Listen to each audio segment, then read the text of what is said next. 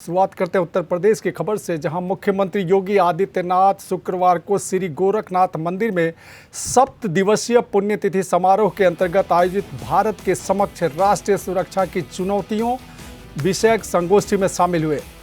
इस दौरान उन्होंने अराजकता को लेकर बात कही। उन्होंने कहा कि अराजक राष्ट्र बहुत शीघ्र समाप्त हो जाता है। सीएम योगी ने पाकिस्तान का उदाहरण भी दिया। योगी ने सर्जिकल स्ट्राइक को लेकर भी बातें कही। उन्होंने कहा कि भारत की सेना दुनिया के सर्वश्रेष्ठ सेना में से एक है। देश, काल और परिस्थिति के अनुरूप वह भी अपनी रणनीति बदलते हैं।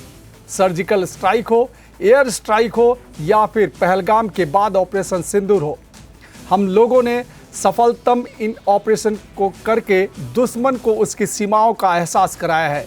ये तभी हो सकता है जब पूरा देश एकजुट होकर अपनी रक्षा सेनाओं के साथ खड़ा होता है।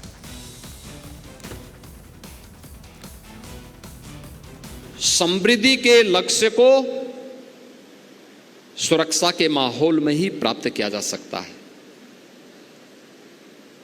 और विकसित भारत की इस परिकल्पना को साकार करने के लिए प्रधानमंत्री जी ने जो हर भारतवासी के सामने अमृत काल के दौरान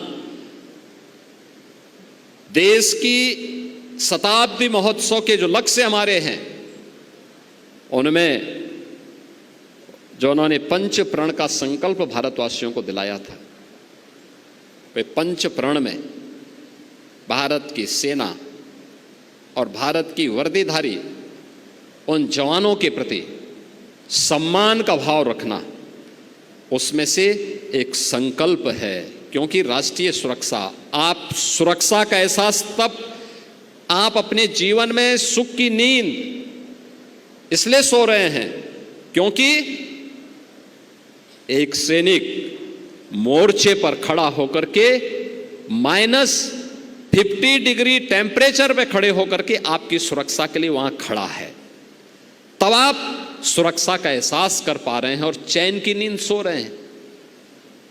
देखो, आप सुरक्षा का एहसास आपको इसलिए हो रहा है, आप अपने घर में इसलिए चैन की नींद सो रहे हैं क्योंकि एक जवान अपने मोर्चे पर खड़े होकर के लगातार सजग होकर के आंतरिक और बाह्य सुरक्षा के प्रति, पूरे देश के प्रति अपने कर्तव्यों का निर्वहन कर रहा है। तो उनके प्रति इस दायित्व का निर्वहन करके सुरक्षा के उन लक्ष्यों को प्राप्त करने में हम भी योगदान दे सकते हैं। भारत की सेना दुनिया के सर्वश्रेष्ठ सेनाओं में से, देश, काल और परिस्थिति के अनुरूप वह भी अपनी रणनीति बदलती है।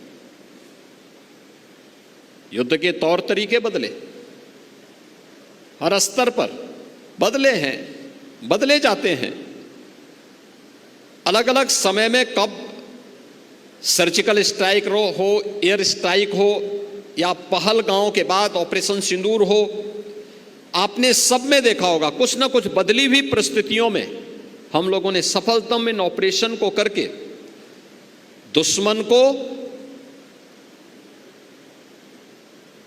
उसकी सीमाओं का एहसास कराया है, उसको उसकी सीमाओं में रहने के भाव के साथ इसका एहसास भी कराया है। और ये तभी हो सकता है जब पूरा देश एकजुट होकर के अपनी रक्षा सेनाओं के साथ खड़ा होता है।